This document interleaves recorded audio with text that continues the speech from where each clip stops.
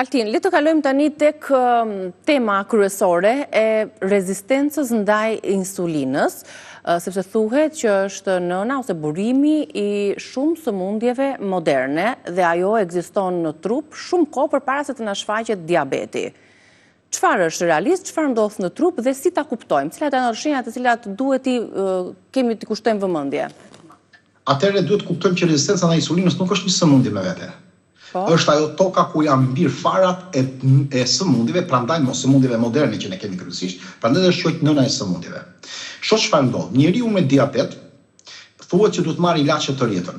A është kjo e vërtet apo është një dogmë? Për mendimin tim është një dogmë, sepse është vërtetuar në mënyrë klinike që kjo s'është e vërtetë. Nga ana tjetër, shtrohet një pyetje shumë e thjeshtë.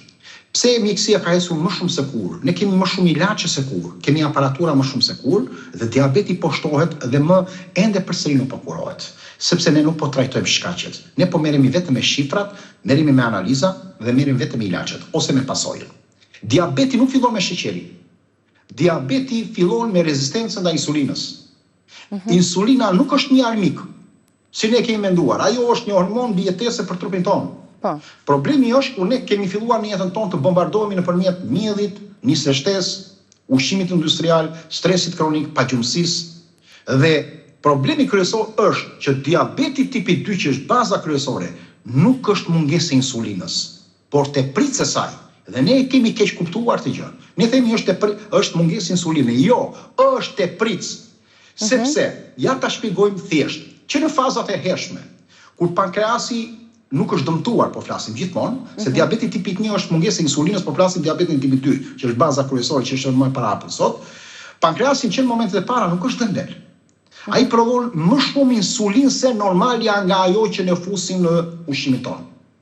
Në këtë moment, insulin kaq e lartë bën që qelizat tona të fillojnë të dëmtohen, mos korrespondojnë me njëra tjetrën, të mbi ngarkohen dhe quhet në literaturë quhet shurdhim i qelizave. Sa më lart sheqeri, mjedhi, produktet, qelizat nuk i përgjigjen më insulinës.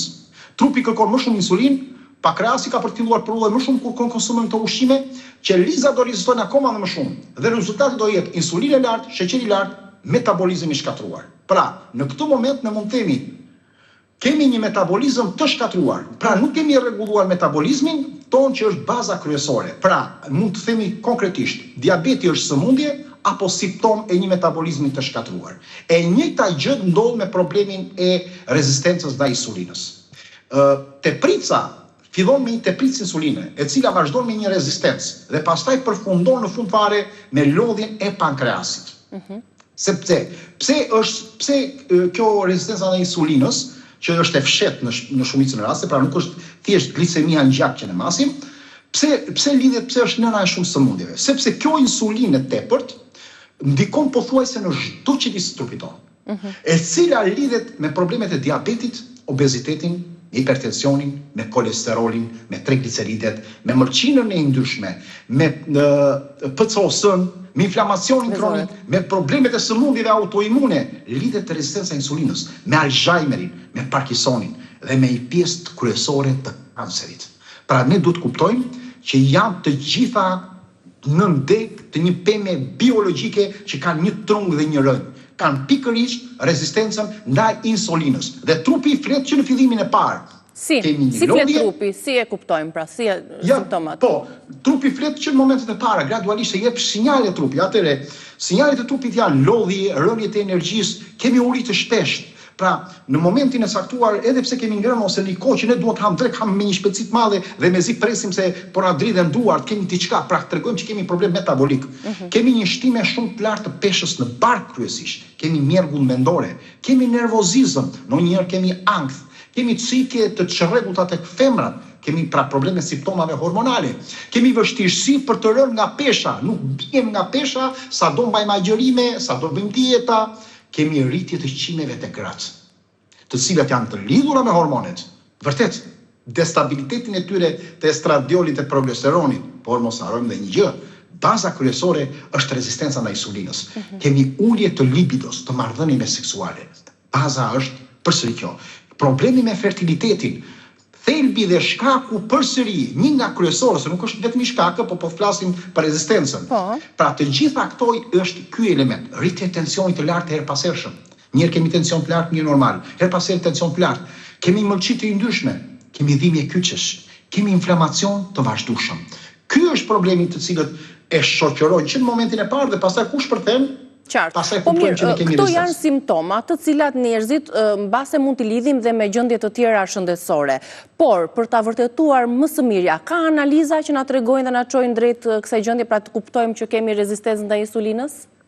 Cilat janë ato? Kemi analiza të caktuara, e cila është HbA1c, HbA1c-ja, më fal, që tregon hemoglobinën e glukozuar 3 mujorshin që ne po themi, është OGTT-ja, që është edhe nga analizat më të neglizhuara, po më të reale që na tregojnë problemen e rezistencës ndaj insulinës, po është një grup analizash faktikisht. Duhet shikojmë trigliceridet, për shikuar a kemi trigliceridet e larta, a kemi HDL-n e ulët, pra kolesterolin e mirë që quhet, po HDL-n, se një lloj kolesteroli po kemi në ndarje, quhet, a kemi mëlçinë e ndryshme, si kemi acidin urik, a kemi proteinën C reaktive të lartë në trup, si është problemi me tensionin, pra kur t'i lidhim të gjitha pasojat, ne duhet bëjmë insulinën esën, që është normal, duhet bëjmë pra hemoglobinën e glukozuar, pra hemoglobinën e glukozuar, që është 3 mujorshe, trigliceridet, HDL-n, mëlçin. Pra këto duhet kuptojmë që shikojmë një tablo më reale për të kuptuar si është rezistenca ndaj insulinës. Ka shumë njerëz të cilët glicemin, masi vetëm glicemin e ka normal, 90, 95, 80, por kur hyn tek hemoglobina e glukozuar e kanë në nivele shumë herë më të larta. Kush quhet niveli i lartë, Altin, i hemoglobinës së glukozuar? Po, kur e kalon mbi nivelin 6, për shembull është nivel goxha i lartë. 6-7. Po, 6-7 po. Është goxha i lartë. Që kemi një problem. Që duhet ta rikuptojmë. Tani që patjetër duhet të merrem, po. Janë këto simptoma, pra ne jemi në një gjendje, trupi është në një gjendje që ka rezistencë ndaj insulinës, dhe nëse ne i neglizhojmë simptomat, nuk bëjmë analizat e duhura dhe nuk e dëgjojmë trupin tonë, ne mund të kalojmë në diabet të tipit 2 apo? Të gjitha sëmundjet e tjera me radhë.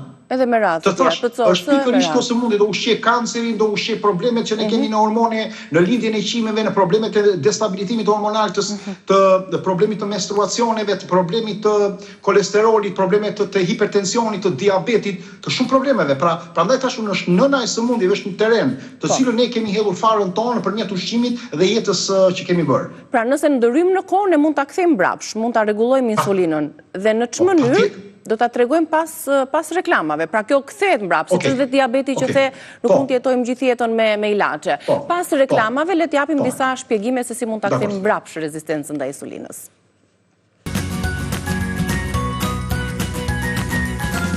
A është e kthyeshme rezistenca ndaj insulinës? A mund të na ndihmojë ushqimi apo ndryshimi i stilit të jetesës? Lidhemi përsëri me Altinin për të dhënë disa mënyra se si mund të ndihmojmë veten, personat cilët vuajnë nga rezistenca ndaj insulinës. Treguam simptomat, treguam analizat, tani tregojmë disa hapa natyrale. Te analizat mos harroni një diçka, është shumë e rëndësishme që ta analizat duhen bërë kur bëhet insulina, bëhet edhe esëll edhe pas buken. Përgjithësi laboratorët nuk e bëjnë shumë.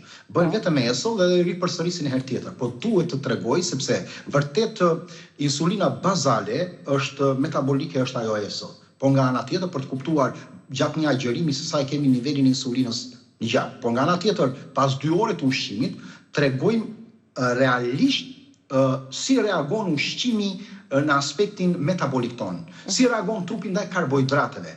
E pranon qelizat insulinën apo jo. Si veprojnë qelizat brenda insulinën. Pankreasi po prodhon sasi të tepruar apo jo. A është i ngarkuar pankreasi, a është i lodhur apo jo.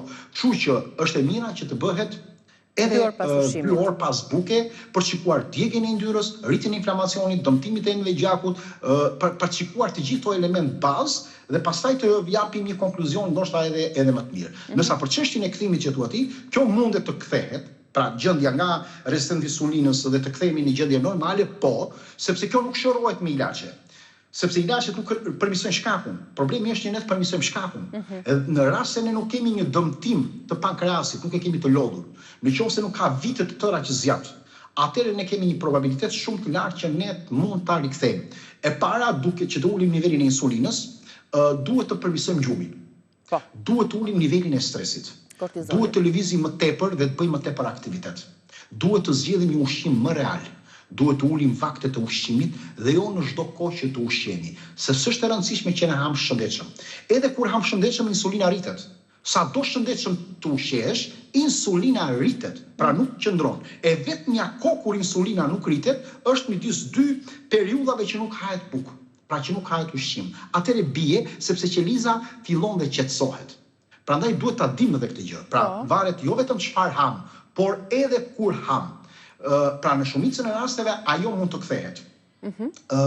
Duhet ulim pastaj bazën kryesore. Çfarë duhet bëjmë? Duhet ulim nivelin e sheqernave, uljen e karbohidrateve, uljen e ngrënieve të shpeshta, konsumimin jo të miellit, të ushqimeve me nisteshe, ushqimeve të cilët kanë nivele të përpunuar, nivele të larta që nuk kanë nivele të mira të fibrave, dhe duhet marrim ushqime që kanë nivele të proteinave të pastra, si peshku, kryesisht sardelet, mishi i rritur natyrisht, pule fshatit, veza, që të ulin urin. Duhet të shtojmë yndyrnat e shëndetshme, siç është vaji i ullirit, vaji i kokosit, vaji i avokados, ullin, gjalpin e pastër të fshatit, arat, bajamet, lajthit, sepse insulina nuk rritet nga yndyrnat e mira. Madje në momentin kur ne konsumojmë fruta, sidomos edhe diabetikët, kur konsumojmë ara dhe bajame bashkë me frutat, atëherë niveli glicemisë në gjak rritet shumë gradual. Më pak, sepse janë fibrat të cilat ndikojnë të këto arore që janë në sasi më të lartë. Perimet të cilat është brokoli, luelakra, lakra, sallata jeshile, të cilat e ngadalsojnë përthithjen e sheqerit dhe ulin nivelin e inflamacionit dhe nivelin e konsumimit të frutave të pyllit, të mollës, të dardhës, të bishtajoreve kryesisht, fasuleve dhe tjera, dhe shtimin e uthullës mollës, të kanellës, të shafranit, të çajit jeshil, sasi më të lartë të hudhrës, të qepës së kuqe kryesisht, dhe heqjen e këtyre pijeve të ëmbla, ushqimeve ultra të përpunuar, bukës së bardhë dhe bukës në përgjithësi dhe miellit, që ka shumë lloje problemesh brenda, se nuk ka vetëm problemin e glutenit, ka problemin e shumë elementeve shtesë të cilët janë të dëmshme. Reduktimin e pak të orizit, pra jo sasi të lartë, dhe më shumë pushim metabolik, më shumë agjerime. Sepse duhet të rrim një kohë që trupi të rigjenerohet në këtë drejtim. Nga ana tjetër, duhet kuptojmë që rezistenca ndaj insulinës nuk kurohet nëpërmjet ilaçeve. Shtesat të tjera që mund të përdorim është berberina, që është shumë e fuqishme për uljen e nivelit të hemoglobinës, të glukozuar. Shafrani i indis që unë përmenda, uthulla e mollës, po ashtu është shumë e mirë farat fenugreek. Ashwagandha për të ulur stresin, sepse ne dimë shumë mirë, sa më shumë stres i lartë, aq më shumë rritet niveli i insulinës. Është probabilisht kjo. Pra po ashtu dhe problemi i gjumit, sa më shumë rritet kortizoli. Prandaj edhe njerëzit që janë me diabet në përgjithësi kanë probleme me nivelin më të lartë të kortizolit dhe stresit. Përdorimi i ashwagandës, i rodiolës, i lemon balmit, pra i melissa officinalis, që është shumë qetësuese, i çajit të blirit, pra bimë të tjera medicinale, lule radhiqes, të xhinxherit, të çajit jeshil, që ne mund t'i konsumojmë, për shembull mund të pim pas drekës vakteve, pak çaj jeshil, çaj xhinxher të përzihen me kanellë. Para vaktit të ushqimit të konsumojmë 2 lugutun molle, sepse nëse në rast do na i toleroj edhe stomaku. Prandaj këto janë elementet e parë që ne mund të bëjmë që ta rregullojmë pasi të marrim pjesë. Pastaj duhet patjetër të rakordojmë me një specialist të naturopatikës, nutricionit, dietologjist, mjekut për t'i rregulluar pastaj në detaj sipas problematikave të tjera që ka. Po, se mund të bashkëshoqërohen edhe me gjendje të tjera shëndetësore. Pra, ju thatë më parë që ka njerëz që edhe pse mund të mbajnë një regjim të shëndetshëm ushqimor, sërish janë rezistent ndaj insulinës dhe këtu rol të madh luan sasia ushqimit edhe respektimi i vakteve ose koha që duhet i lëmë. Sa duhet jetë kjo kohë? Pra, prej sa orësh duhet të ushqemi rregullisht, përveç se ndonjë agjërimi që mund të bëjmë? Shiko, kjo është në bazë të moshës. Një fëmijë nëse mund të konsumojë 3 herë, 4 herë, 5 herë ushqim në bazë të moshës, në bazë të punës, në bazë të aktivitetit që bën një person, pra janë shumë të lidhura në bazë të pozicionit gjeografik, sepse nëse ti jeton në një vend nordik apo në një vend të ftohtë, patjetër që ke nevojë më shumë për yndyrna, apo më shumë ushqime etj. Nëse merresh me aktivitet ke më tepër mundësi për të ngrënë ose probabilisht duhet të konsumosh më tepër. Por në rast se, pra sipas moshës, një person që kalon mbi të 55-60 vjeçarin duhet të fillojë ta reduktojë deri në 2 vakte ushqimin. Dhe një person që kalon mbi 65-70 vjet duhet të konsumojë 1 deri në 1 vakte gjysmë ose 1 vakte gjysmë të ndarë në 2 pjesë të vogla. Pra sa më shumë të rritet personi, sepse metabolizmi jon nuk është më i njëjtë, acidet në stomakun ton nuk është më i njëjtë. Qelizat tona nuk janë më të njëjta, pra me kalimin e moshës. Dhe sa më shumë të rritemi në moshë, aq më pak duhet të ushqemi. Mesatarisht një person normal mund të konsumojë 2 deri në 3 herë ushqim, po mund të konsumojë edhe 5 herë ushqim. Kjo nuk secili duhet gjej trupin e vet. Pra duhet e kemi thënë dhe rritemi prapë këtë. Dikush konsumon 5 herë, po kjo nuk do të thotë që 5 herë janë 5 ushqime, 5 vakte. 5 herë ne po themi që ai në mes të një vakti mund të ketë konsumuar 2 ara dhe 2 mandarinë. Qartë. Pra ne po e vëmë sikur e kemi një vakt. Ka konsumuar në darkë 2 hurma arabe, për shembull, ka konsumuar disa fruta e tjerë dhe arore, ne po e quajmë si vakt. Pra ne po konceptojmë vakt ushqimi që duhet hash bukë, edhe të kesh tryezën plot. Si ushqim realisht mirë do ishte që 2 vakte do jenë plota. Pra mëngjesi në opinionin tim, po dhe mëngjesi varet nga personat. Disa bëjnë agjërim dhe pra gjithmonë varet nga trupi. Por kryesorja është që ne duhet të bëjmë agjërime të herpashershme.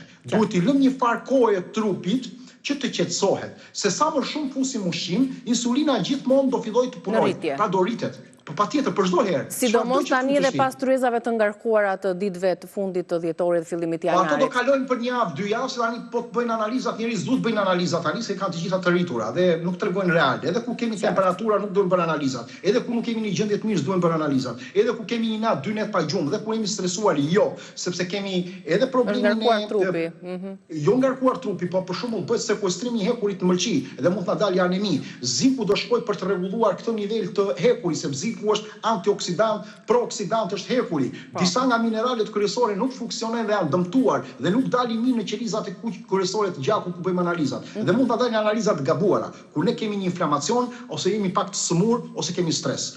Tani, a sa kohë duhet trupi të rikuperohet? Këtu do ndalemi tani. Sa kohë na duhet pasi kemi arritur të ndryshojmë stilin e jetesës? A mund të përcaktohet? Shumë shpejt, trupi reagon gjithmonë shumë shpejt. Shenjat e para që trupi reagon është brenda disa ditëve. Le ta shohim brenda hapasapi, brenda 24 orëve të para, deri në, po themi, 72 orë, ullet niveli i sheqerit. Në qoftë se ne ulim nivelin e gjithë këtyre karbohidrateve, gjithë elementeve vajrave vegetal, që janë elementi kryesor dëmtues, mielli, nisështeja, vajrat vegetal janë dëmi më i madh.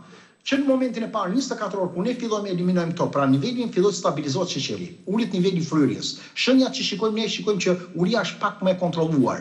Fillojmë të kemi dëshirë për ëmbëlsirë, po fillojmë të shmangemi. Kjo tregon që ne po reagojmë. Shikojmë që kemi më pak lodhje pas ushqimit. Që në këtë moment ne kemi kuptuar në 3 ditën e parë që ne kemi filluar trupi të reagojë. Pastaj fillojnë reagimi pas 7 ditëve, kur qelizat fillojnë të përgjigjen ndaj insulinës. Atëherë ato fillojnë të përgjigjen më mirë. Fillon niveli i inflamacionit ulet më shumë dhe metabolizmi jon bëhet edhe më fleksibël dhe më realist për atë që na duhet. Nga ana tjetër, rënja e peshës fillon pas ditës së 15, 16, 17, pra nuk mund të bjerë themine që ditën e 3, 4, 5 një gjë tillë. Kryesorja është që nëse na shikohet që gjumi ka filluar të na përmirësohet, e kemi tretje më të lehtë, kemi më pak fryrje, kapslloku ka filluar, nëse do kemi kapsllok ose jo varet, atëherë kemi një element mirë.